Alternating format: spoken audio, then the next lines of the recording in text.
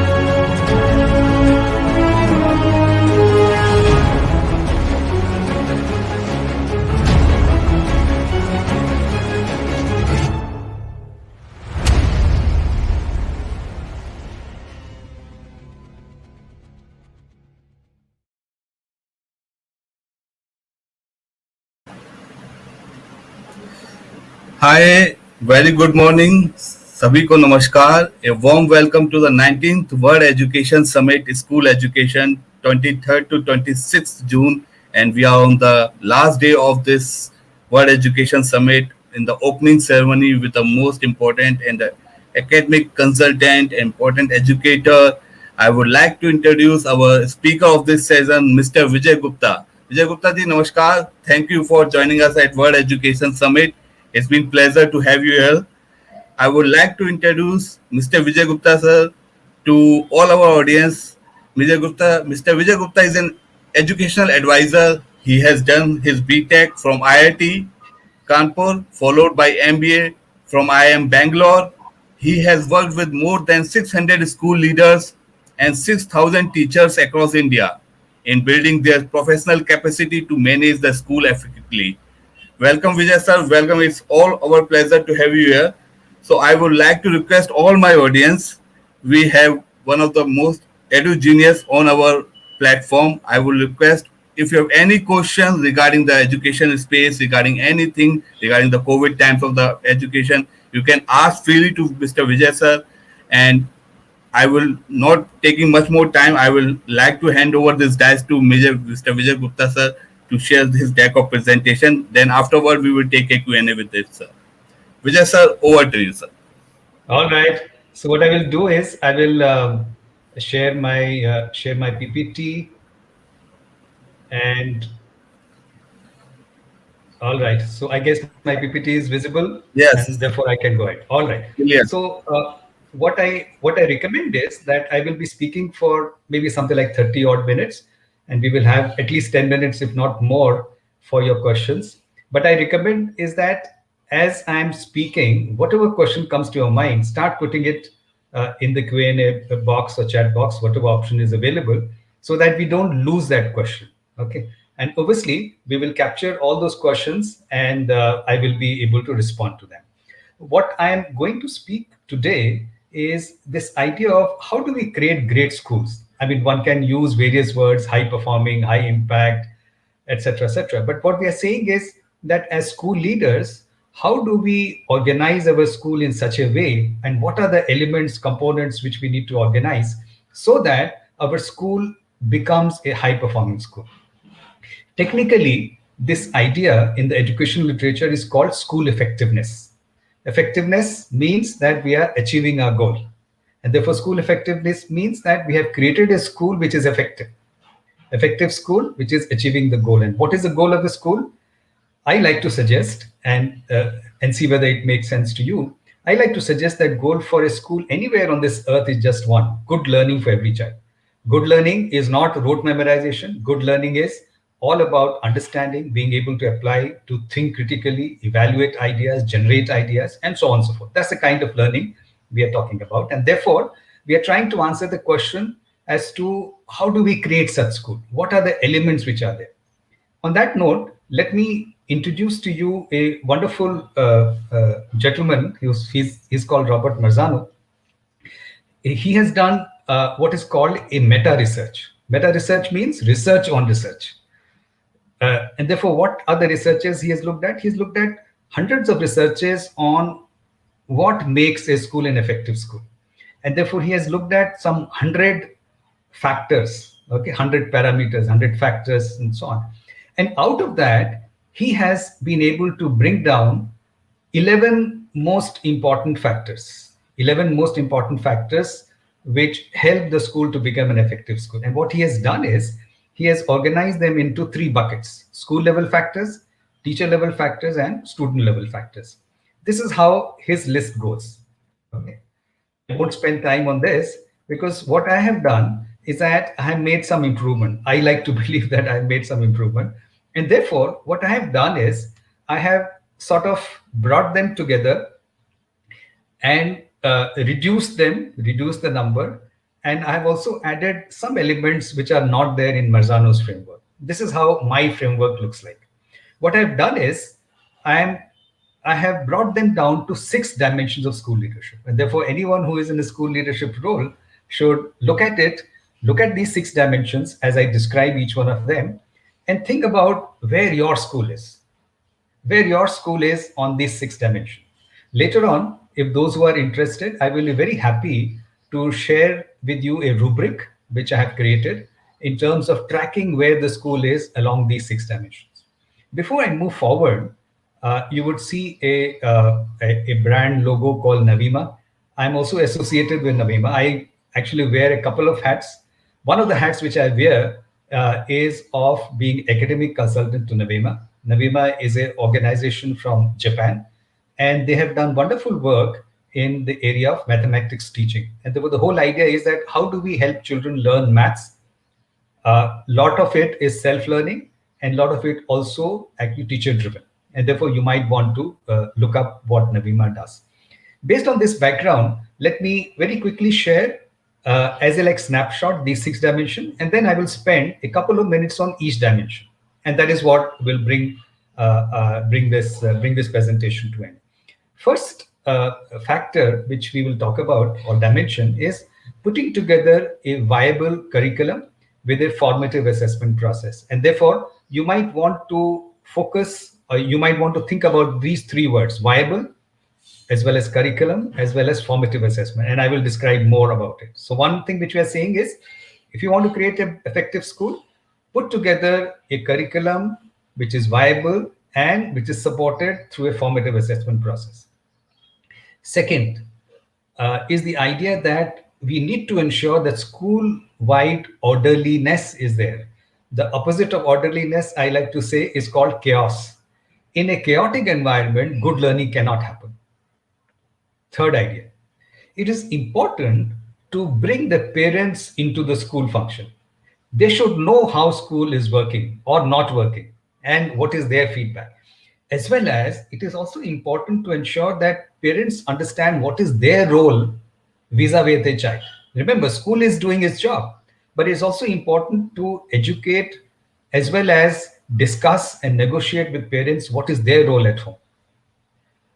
Fourth idea is that as a school leader, we work with a team, largely a team of teachers, and therefore we need to make sure that we create an environment where all of them are working together as a team. This is the idea which is called collegiality, as well as they should work like a professional. They should work like a professional, and we'll talk more about what do I mean by being a professional. Fifth dimension is that our one major role, in fact, people say that one of the most important role of the school leader is to ensure that your teaching team is capable and they are building their capability. And we'll show you how this can be done. And lastly, last dimension which we will talk about is this idea that in any school, there will be some children who are lagging behind. We need to understand why children lag behind, what is the backlog, and fix that. And therefore, we'll talk about each of these 6 dimensions. Just to remind you, I want you to think about, keep your school in mind as I'm talking about each of these dimensions, and ask yourself where my school is, as well as also think about whatever I'm suggesting, is it possible to do it? What will be the challenges? All this is fine, but those kind of questions will be very helpful to absorb these ideas. All right. On that note, let me start with the first dimension. First dimension saying viable curriculum plus formative assessment. One of the confusion which I have seen in the schools is that we confuse these two words very often, syllabus and curriculum. Syllabus simply means that syllabus captures what do we want students to learn. We like to suggest that whatever we want students to learn, it can broadly be captured in 3 categories. One are the concepts. Concepts, the same thing as ideas. That means what do we want them to learn in terms of ideas, understand those ideas. Skills. Skills means how to do something. And skill is not only physical skills, skill also include thinking skill. And that's what I have put in the bracket.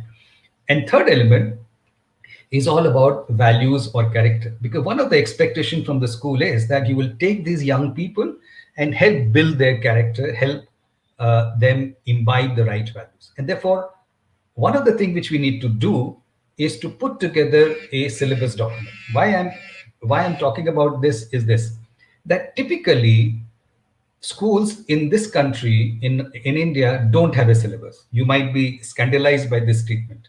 What happens with school is they think, and the teachers think, that syllabus means my textbook.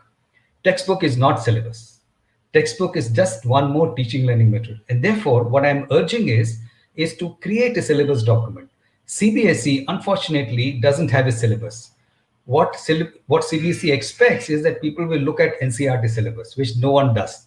And therefore, one of the things which schools do is that if you talk to them, they will say that this is what I want students to learn in maths or science or language and so on. So this is one element.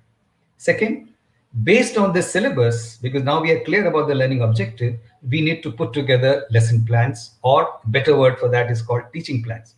Remember, we don't need to create these teaching plans from zero every year. Once we have done that, what we should be doing is, as we implement them, as we apply those lesson plans, we should keep our eyes and ears open to see what is working, what is not working, and keep on improving that.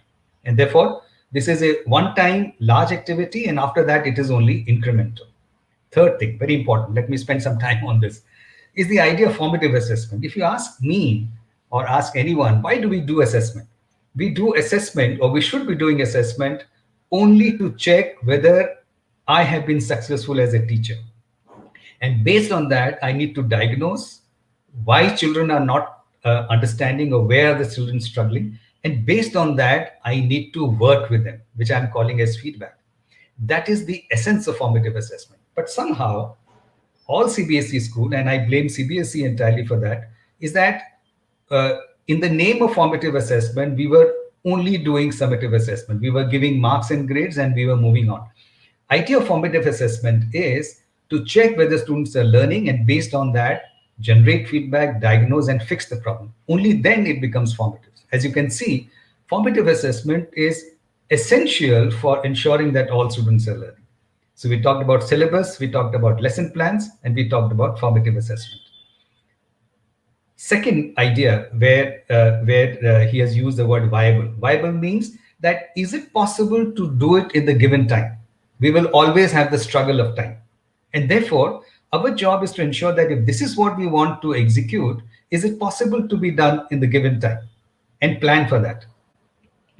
Then our job is to ensure that this curriculum is being implemented. Okay, and therefore let me spend half a minute on describing what do I mean by curriculum. So curriculum means syllabus, teaching plans, as well as assessment plan. If you put all these 3 things together, it becomes curriculum. So in this scheme of things, actually curriculum is a larger idea, and syllabus is one part of it. Syllabus says, what do we want students to learn? Teaching plans or lesson plans says, how should we organize our teaching? And formative assessment is saying, is that whether students are learning or not, and based on that, we make corrections. So curriculum is a larger idea, and syllabus is only describing the what. Uh, this is very important. One of the ironies of schools is that on the one hand we keep lamenting about the fact that we have large syllabus, we are not able to finish it. On the other hand, I find, and you might want to think about it, schools waste huge amount of time. Schools waste huge amount of time worldwide. In India, probably it is much larger. In fact, there's some researchers from the US which says that actual use of time for teaching is just about 70%. That means 30% time is wasted. My guess is in our schools, we are wasting probably 50% of the time by engaging children in meaningless activity. Schools have become activity centers and event centers, and we do meaningless events which are not helpful in achieving our syllabus. And therefore, one of our jobs is to make sure that teaching time or instructional time is protected. Okay, as you can imagine, this is the most important dimension of school teaching. That means we are clear about what do we want students to learn, how we will teach, as well as how will we assess whether they are learning or not, making sure that it is getting done, and making sure that we have time to be able to do that. So this is the first dimension, and therefore I spend more time, more important. Second element is saying school-wide orderliness, which basically is a simple idea that if the school is chaotic, learning will not happen. And therefore, how do we ensure that? One of the ways to ensure that is that we have rules and procedures, both within the classroom, outside the classroom, and make sure that those are implemented. Because remember, children at that age are not able to control themselves. How do we ensure that they are able to control? By having rules and procedures, keep talking to them about it, and making sure that that is being implemented. And therefore, every time there is a violation, probably they should also have the consequences. Let me spend a minute on this. As children grow and get into their teenage or adolescent age, mature, whatever, one of the things which happens with our brain is one part of a brain, which is called the emotional brain, develops, has fully developed, but our regulation brain, the controlling brain, has not developed. In fact, latest researchers say that it takes up to the mid-20s to develop. And therefore, one of the things which happens in school is we are not able to manage the adolescents. They lose track. They get busy with other things. And therefore, one of the things which we recommend school should do is to teach children as they're getting into their teens what is called the self-regulation. If you want to read about it, it's also called executive functions. Executive functions, you might want to check that out on the net. Last idea here is basically saying that it is important to identify students who show violent behavior early enough and fix that, help those schools. Otherwise, what will happen is that later on, this violent behavior becomes even larger. Okay.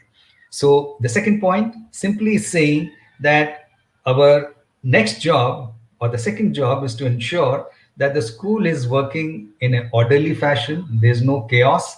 Only then in the classroom, good learning can happen. Third dimension, which is about how do we involve parents with school and child. Why are we talking about this dimension? Or why is like Marzano talks about this dimension? As you can see, if the parent is not supportive of the school and whatever is happening in the school, then a wrong message goes to the child. Child thinks that the school is not important and whatever is happening in the school is not relevant. And therefore, it is important to ensure that the parents are equal support as far as the school function is concerned. And here are some ideas which you want them to do. One of the important things which I think schools don't do generally is that they don't communicate with parents on how their child is learning. I like to believe that the school is like a contract between the parent and the school management. And what is the contract? That I'm sending my child, I'm paying the fee, etc., etc. And your job is to ensure that my child is learning. And therefore, how do we tell them whether the child is learning or not learning? We only tell them through marks and grades. Ask yourself, do marks or grades tell anything? Marks and grades are only used for comparing. I got 80%, you got 90%, now I got 60%, and so on.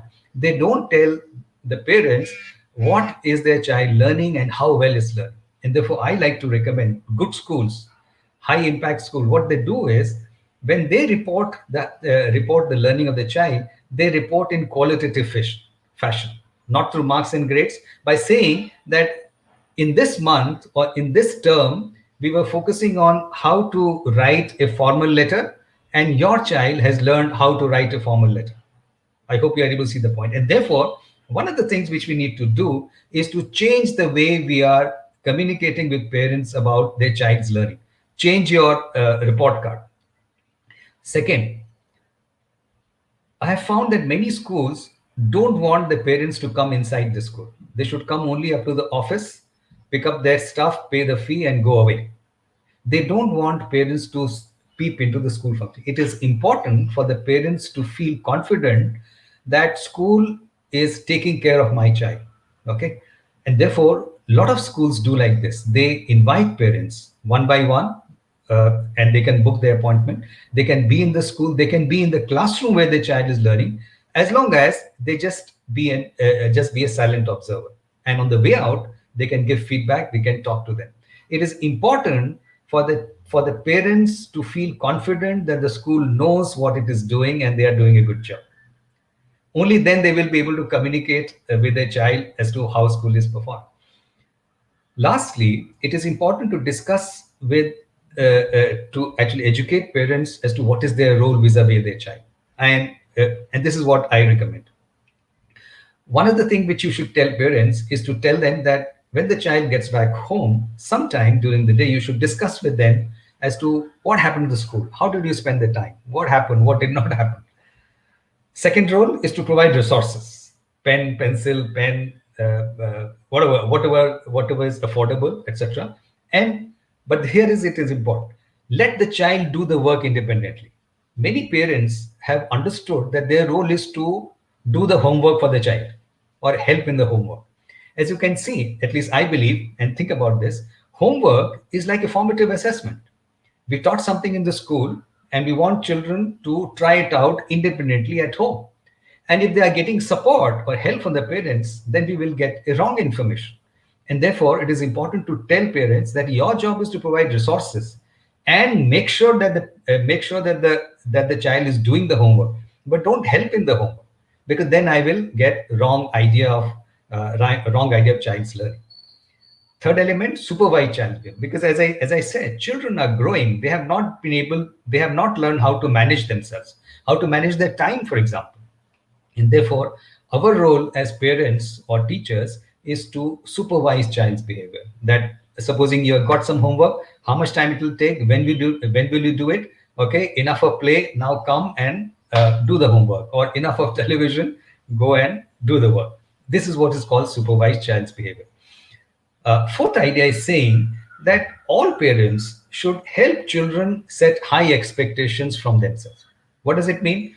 That means I can do it. If I put in the effort, I will do it. If they have high expectations from themselves, they will also work towards it. If they have been told that I think you can do only this much, they will set their goals also low. And therefore, it is important to set high expectations. And lastly, there's this idea that what kind of parenting is helpful for learning.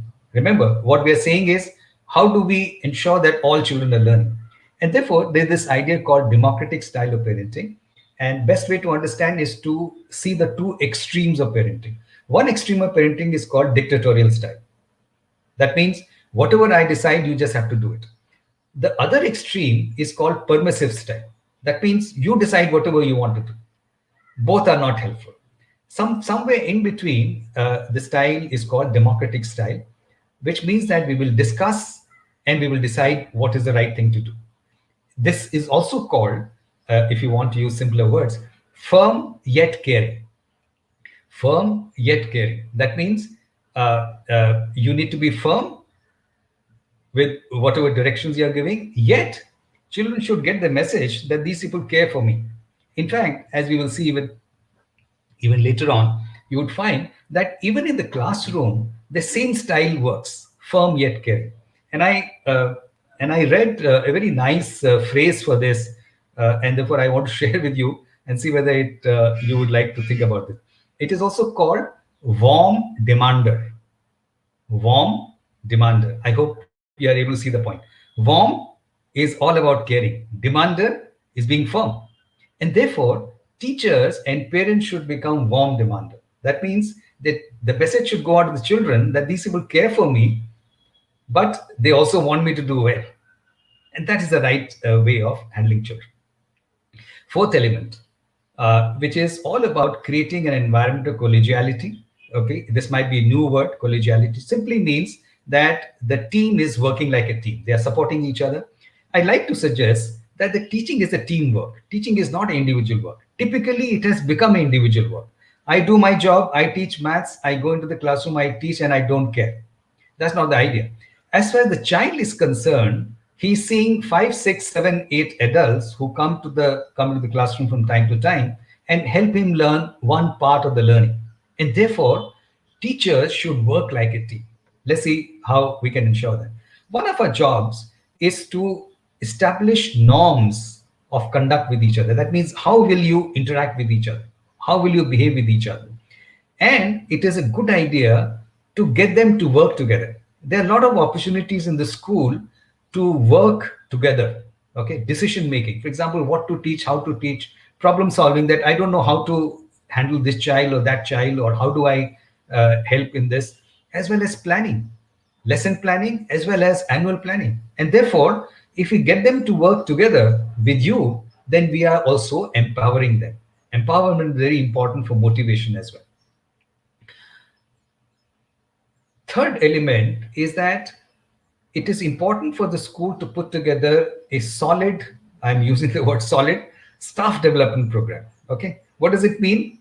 Training, okay, both internal, external, professional discussion. I've yet to see schools where teachers discuss in a given time professional matters, something which they have read, something which they have attended. Very rare. Action research, that means I'm facing some issue, how do I solve it? And therefore, one of the very important part of school leadership to ensure that school is working fine is to ensure that we have put together a great staff development program. Why I'm highlighting this is for this reason.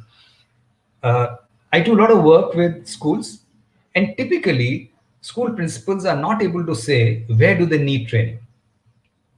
They're not able to say that. They said they have got these 3 days, you decide what is to be done. What does it mean? It means that they don't have any clue about where the shoe is pinching. Okay, and therefore it is important to put together a good solid program.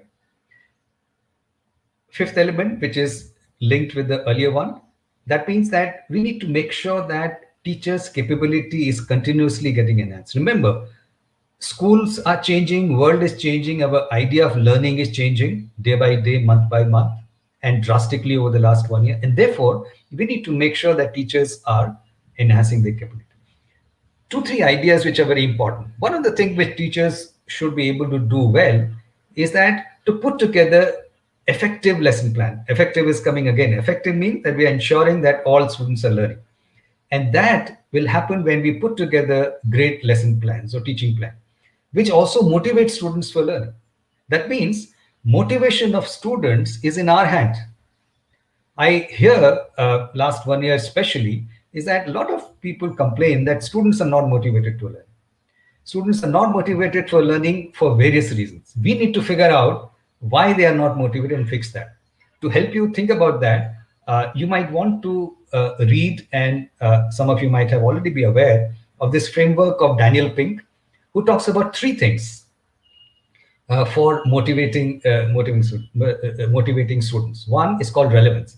Before you start teaching any topic, it's a good idea to discuss with children why we are learning whatever we are learning. It is not helpful if you say that this will come in the exam. What they are looking for is that how is it applied in their real life. Second is called autonomy. Autonomy, freedom, control. I have some say in the learning process. Look at our school and teaching process. We decide what students should be learning. We decide how they will learn. We also decide how they will be assessed. They don't have any choice. Think about choice. Is it possible to give them some choice in what? Is it possible to give them some choice in how? And so on and so forth. And third element which he talks about is called mastery. He uses a word like mastery. Mastery is the same idea as giving feedback to the children on the learning journey, which connects very well with the idea which we talked some time back, which is called formative assessment. If we bring formative assessment into our teaching, as students are learning, we are also giving them feedback how they are doing, and therefore they will be more motivated. Think about that. Second idea is to train them on effective teaching strategies. So a lot of researches have happened, especially over the last 30, 40 years, saying that these teaching methods or these teaching strategies are more effective than others. And therefore, we need to equip our teachers with those teaching strategies. And third element, as you can imagine, is that how do we manage classroom? And we already talked a little bit about this by talking about the teacher should become warm demander. In fact, I like to suggest and see if it makes sense to you that if we enhance our teaching, if we make our teaching effective, 80% of classroom management issues will go away. In fact, people like to suggest that if children are misbehaving in the classroom, they are misbehaving because we are not teaching them well, because they are not motivated, because we are not taken care of relevance, autonomy, as well as mastery. If we raise our game of teaching, you would find that classroom management issues will also go away. And lastly, we like to suggest that it is important for a school to have a good process for observing teaching of the teachers and give them formative feedback. Again, that word is formative. Formative feedback means this is not a feedback to actually pull them down. Formative feedback means it helps them to grow, it helps them to develop. And therefore, I have seen that many schools have got this observation process where they give some rating scale, ABCD, etc. That is not useful. It has to be qualitative. It should help people grow. And therefore, this process has to be in place, especially for the teachers who are new to the game. Remember, B.Ed program does not prepare teachers on how to teach in the real classroom. And therefore, this is a learning process which takes some 3 to 5 years. And we need to help the teachers grow. Otherwise, they will quit. And lastly, what we are suggesting is that whatever you do, whatever best you do, you would find that some children are struggling at various points of time. That means that some students who were not struggling last year might start struggling today. And some students who are actually struggling today have been able to catch up. And therefore, we need to put together a process by which we are identifying such students and we are helping them. You might want to think about this, that if students are lagging behind or falling behind, it is happening because they have a backlog. Backlog means some of the previous knowledge or previous understanding in terms of concepts and skills have not been absorbed, have not been understood. And that is why they are not able to understand the next item or next concept or next skill. What is our job? Is to identify this backlog and fix. Here's the good news. Good news is that largely 80-90% of the backlog you would find are in the area of maths and language. Language means vocabulary. And therefore, students are struggling because they haven't understood some earlier math concept, or they don't have the vocabulary to engage with the text which you want them to read, or whatever you are saying. And therefore, there's an idea which is called accelerated teaching. You might want to read more about it. The idea of accelerated teaching is that we identify these backlogs, identify those backlogs which are coming in the way of understanding the next topic, and fix those backlogs just in time. Just in time means not like 1 year before. Okay, a couple of days before, we help children understand the earlier ideas so that they are able to catch up with the thing. Okay. And therefore, what I will do is, let me just go back and highlight those 6 dimensions so that it stays with you. And then we will open out for questions. What I'm trying to suggest is that if you want to create effective school, high impact school, high performing school, your job as a school leader is to keep looking at these 6 things. What are these 6 things? That do I have a viable Viable means that it can be done in time. A curriculum, it means that it has actually syllabus, lesson plans, as well as assessment plan. And assessments are formative in nature. Second, I need to put in place such rules and procedure that the school is not chaotic. Third, involve parents in two ways. Let them see how you are doing, as well as tell them what is their role vis-a-vis their child. Fourth element, make sure that our team is working like a team. And very importantly, we are building their capability. Fifth element is that some specific capability which are required for ensuring that teachers are capable, which means that they know how to put together a good lesson plan, they know what are the effective teaching strategies, and they also know how to manage the classroom so that they don't waste time. And lastly, make sure that you have a process in place by which we are identifying students who are lagging behind at the moment and fix that backlog, which is also called accelerated teaching. Okay, and therefore, what I will do now is that I will stop my share. Uh, and I will be happy to listen to your questions and deal with them. Thank you, Vijay sir, for this wonderful deck of information. Seriously, a lot of information regarding the management, regarding the school leadership, how to manage the parent and the school relationship. So, lots of questions come from the audience chats also, sir. So, if you can see in the chat box also. There's a Okay, question okay. coming from the Amit Gupta, Ketan Public School from Saibabad. With the advancement in digital learning, what areas do you think students could focus on in the coming times? If you want to highlight anything, that any particular skill area, any particular best practices to be followed by the school in this digitization area, Vijay sir? Okay, so I can also read, and therefore, what Amit is saying that advancement in digital learning, what areas do you think students could focus? So, one of the things which we need to stop thinking that digital learning is not a strategy. Teaching strategies remain the same. What digital media helps us to do is to do the same thing through the digital mode as well. And therefore, digital learning is not giving any additional tool. And therefore, what students should learn remains the same. They have not changed because of COVID or digital learning. And therefore, it is a wrong question to ask. We should think about what do we want students to learn, and those remain the same. Okay, they haven't changed. Second, digitalization, technology eliminate need for more teachers. Uh, I'm not very sure of that. Okay. But I have been working on one idea for some time, and let's see whether we can execute that. What I believe is, or what a lot of people believe, is that younger children need face to face learning. Younger children are not comfortable with whatever we have done. As like you also would have seen, half the time they are not logged in and they are distracted. And therefore, my guess is that up to probably grade 5 or age 10, 11, I think we will need to work with the children face to face. And therefore, you may not be able to reduce the number of teachers. But Perfect. beyond that, my guess is that it is possible to do that. It is possible to do that by what is called giving more responsibility to the students for learning.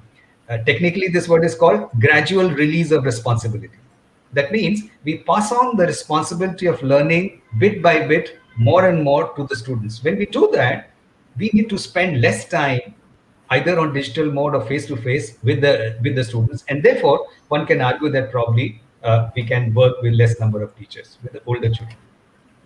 Let me see what steps school should take to catapult its student to the next level. I think the only response is enhance your effective teaching strategies. Okay, like I mentioned, make sure that your teachers are developing capable. Let me add something. As you would find, because most of you have gone through the mill of teachers and B.Ed and so on, we have a bad program for B.Ed. Okay. And very interestingly, if you look at the B.Ed programs, it is not bad in terms of syllabus. But ask yourself who teaches B.Ed program? For teaching B.Ed program, they expect the people to have a M.Ed degree and sometimes PhD as well. So what happens? People do B.Ed, people do MEd, and if they have resources, they also do PhD, and they start teaching teachers who will teach in the school without teaching, without themselves having like taught in the school. 90% of the B.Ed program works like this. And therefore, it is very difficult to teach something to someone without teaching yourself. And therefore, my guess is that we run a very like poor B.Ed program, and therefore don't trust that. Fine, CBSE or ICSE wants you to recruit only B.Ed teachers, recruit that, but make sure that you are helping them to grow and develop, which means investment. Okay, and many of the school owners are not willing to do that. They think that, oh, I have recruited a B.Ed teacher, why should I spend money? But to answer your question, this is what is required. Then emphasis of NEP is on art integration. How has Navima applied that? So I'm not sure whether Navima is about art integration. Let me also mention one wisdom, which some of you may not like it, is that don't trust NEP for everything. NEP, I believe, is a document which has put everything together. That means all teaching ideas, strategies, they are put together. So project-based learning, art integration, interdisciplinary. Now the question is that if we have to do so many things, obviously nothing will get done. Or whatever will get done will be done badly. And therefore ask yourself, and actually NEP doesn't talk about that. Why art integration? No one does this discussion. NEP talks about critical thinking, but the teachers are not doing critical thinking. What is critical thinking? To evaluate an idea. If NEP is saying art integration, is anyone asking, why are you talking about art integration? How does it help? People are only saying that, oh, let me now do art integration because NEP is saying. After 5 years, NEP might like sing a different raga, and therefore we'll all start doing it. And therefore, I think we need to think more about this art integration business. And okay, Navima is not about art integration. How to retain teachers in school? Any best practices you want? Remember the same thing. Teachers leave apart from the salary issue, so I'm not getting into it. They leave because they are not motivated. Remember, I talked about 3 things. They're applicable to all human beings. I was talking about the students. RAM. Remember, through RAM. Relevance, autonomy, and mastery. Relevance, autonomy, and mastery. If people are not motivated and teachers are leaving for that reason, they are leaving because they are not motivated. What can be done? 2 things which are important, which I want to emphasize. One, autonomy. Involve them wherever possible in decision-making, problem-solving, planning. School managements, what do? Okay, they think that they will take all the decisions and they will just pass it on to the teachers. Involve teachers in decision-making, problem-solving, and planning. You build their autonomy. Second thing, which we have just talked about, is to invest in building their capability. Remember this. A lot of people say that, oh, I will put in money to train and then they leave. What I want to suggest is that if you train them well, they won't leave. That's the right answer. And therefore, 2 things. Involve them in decision-making, problem-solving, planning. And second, continuously build their capability. And they will stick with you. What are your views on the scope of online schooling? Like I said, I think online schooling will work well. Okay, obviously we need to train teachers on how to handle that. For older children, I've been working with some schools on this idea of what is called independent learners or self-regulated learner or learning to learn. And that can be practiced from grade 6 onwards. That means first we need to build their skills, and then we need to help our teachers change the way they are engaging, pass on the responsibility of some part of the responsibility of learning to the students, and therefore we will be in a good shape. I guess this should be enough. Yes. Yeah. So we have some other question also. So I request all my audience, we have our team in the exhibition hall also. We have Navima team. If you want to contact Vijay sir also, we will share his direct contact details also. Or you can follow Vijay sir on his social media also. He's pretty much active on the social. Best would be to contact Navima, as like Abhishek said, and actually Navima will be able to connect me with your questions and ideas and so on. 100%. So we have Navima team in the exhibition hall. If you go to the exhibition hall in Avatar platform, just click on the expo and the Navima, and you will have a chat and the video chat option also. You can directly solve your any queries. So by this, Vijay sir, we will wrap up this session. So I request Aman to give the token of appreciation from the World Education Summit side for this wonderful deliberation that is given by the Vijay sir. A speaker certificate is presented to Mr. Vijay Gupta, the academic consultant, who is an IITian and who is an IITian and IM and a lot more experience. So Vijay sir, we will see you soon in our next event or next webinar, or we will see you soon in the physical also. Let's hope very soon that we can meet in the physical also. So till then, we will wrap this session. I request all the audience to please stay with us.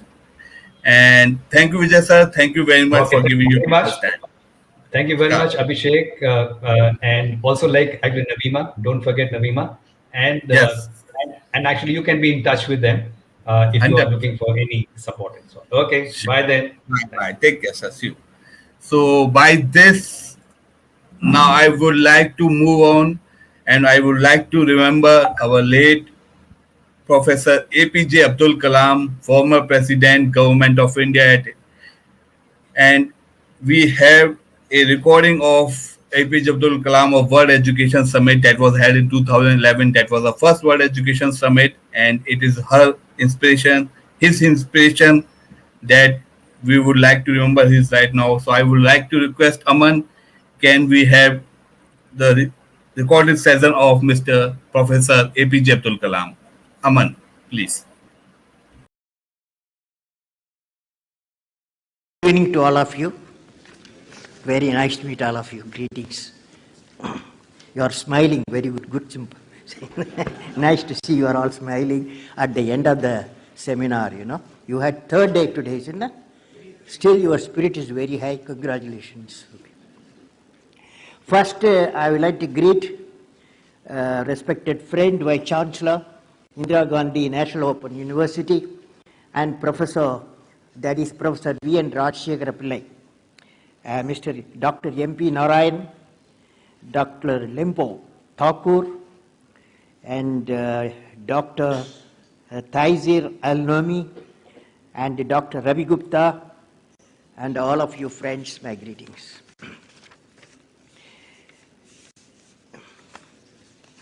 I have come on the last day and the last session. So I try to understand what are the things you have discussed. And would you like to say what important thing you got it? No, you don't want to say. Don't want to say that? Any one of you? One good thing you got today after all the meetings. Yeah. Education, that's the message you got. Education is happening. Okay, very good. Very nice. Yes. Anybody else? Just like that? Yeah. Eh? Huh?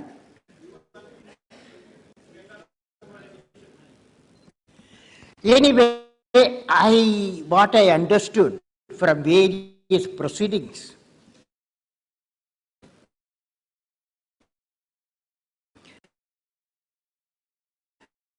I am sure all of you had a very fruitful discussion during the last 3 days. From the face, I understand that. I saw a number of recommendations, and I was sent to a recommendation pertaining to the education skill development, important, innovating and creating a new knowledge, connectivity among institutions with people, another important area, expansion of education, implementing strategies for right to education, a self-evaluation system, public-private partnership model for enhancing the effectiveness of education, sharing of best practices among and between institutions, that's why you have all assembled, global participation in education development, upgrading the qualities of the teachers and building a sound education infrastructure. That's a big requirement. In fact, these recommendations should be studied by the governments and culminate in time-bound actions. I congratulate all the participants and organizers of this World Education Summit for the excellent work what they have done. Okay, friends? Now, particularly, I went through some of the papers present in the summit. The organization sent me some papers. And they indicate considerable research is going on throughout the world for improving the quality of education provided to the youth. Particularly one paper I saw, Mr. Peter Moselius and his Peter Moselius here? Mr. Peter Moselius and his co-authors have studied the impact on formal learning in primary school education by providing one laptop per child. And this is equivalent to one system. Somewhere in village in Bangalore, in Karnataka, I saw the school, primary school got the computer, the number of computers, and the dropout it is reduced. The team has found out there has been a noticeable impact among the students on formal learning in subjects like mathematics and English through this process. It's a good point, and we must learn that. There is another paper presented by Devasis Mondal and Subhadas Malik, and on the topic Beyond Pen and Paper Test. Who is that? Is here? Beyond Pen and Paper Test. This paper proposes a project-based evaluation system at the primary school and at middle school level where a child is rewarded for multiple intelligence. I like this idea. We have to find such innovative techniques for the evaluation which is not creating a threatening environment for the student as it happens today in the board examinations. Okay, friends, with this, I will go to the topic, what I'm going to talk to you. I am delighted to give the keynote address at the final session of the first World Education Summit organized by the Indira Gandhi National Open University Center for Science Development and Media Studies and Elets Technomedia Private Limited. My greetings to all of you. I particularly greet the distinguished guests who come from various countries to participate and share their views in this World Education Summit. I am happy to know that the summit has become a single platform for discussing all aspects of school education, higher education, skill development, and vocational education needed for the empowerment of societies, where all the stakeholders concerned with the development of education are present. I am sure the deliberation of the summit has resulted in evaluation of a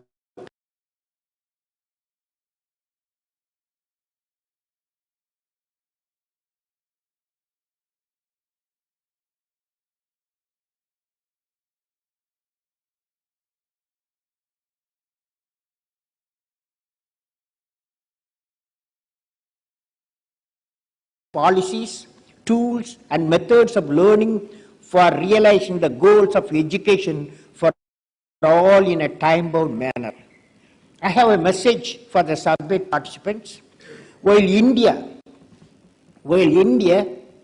should be open to sharing of expertise and the experience available in many nations, it should be remembered that it has 600 million youth, and hence Indian policy on education and training has to be to walk on its own shadow.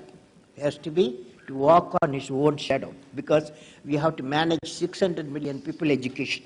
That means India has to evolve a unique system of education with employability as focus, instead of production of a large number of graduate secondary school personnel. This approach of education is also applicable for distance education programs of the nation and other nations.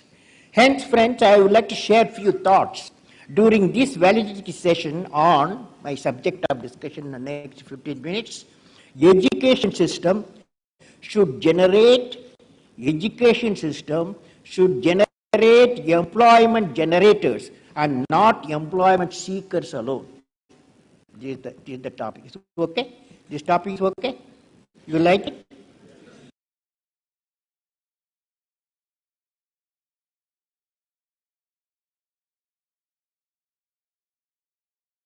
Only if you say yes, I will do. Okay.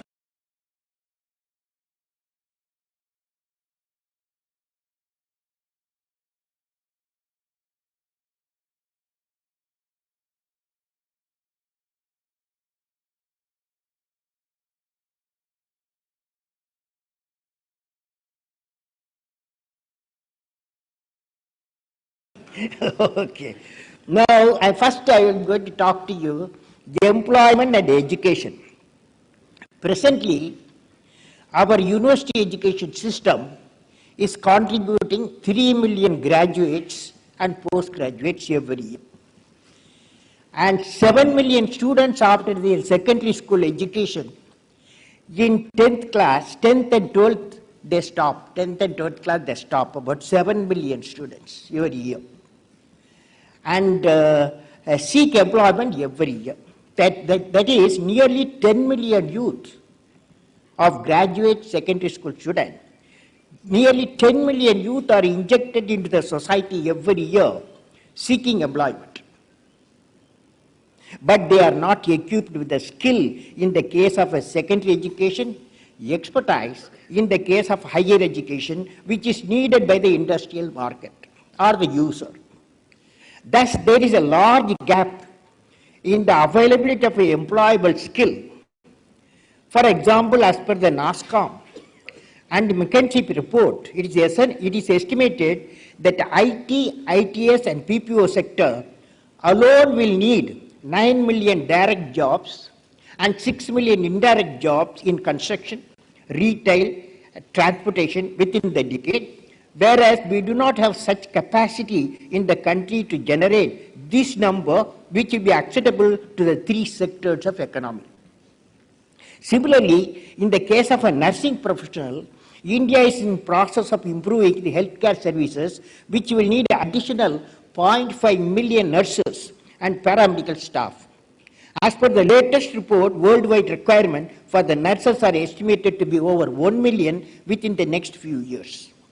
Presently in India, about 50,000 nurses qualify every year. In the small scale sector presently, 12 million units are employing around 28 million people. Many of them are unregistered units. There's a need to bring all the units under the registered category so that all the people could be provided benefits accordingly.